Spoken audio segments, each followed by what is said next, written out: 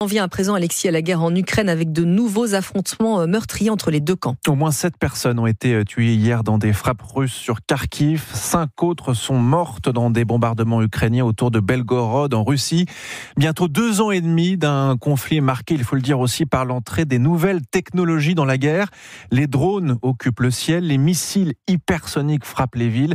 Et pourtant, côté russe, c'est un vétéran des années 50 qui permet de frapper le plus durement Kiev, le bombardier géant Tupolev 95. Les détails avec Nicolas Tonev.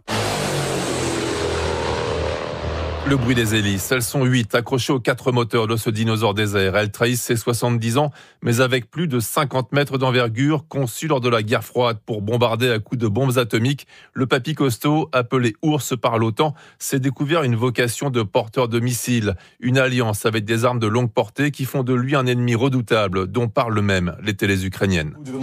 Pourquoi est-il si dangereux ?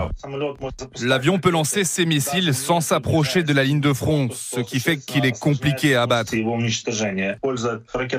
il largue en plus des missiles très rapides, difficiles à détecter et à détruire. Depuis l'invasion de février 2022, la cinquantaine de Tupolev 95 en service bombarde quasiment chaque jour l'Ukraine et aucun de ces appareils n'a pu être abattu.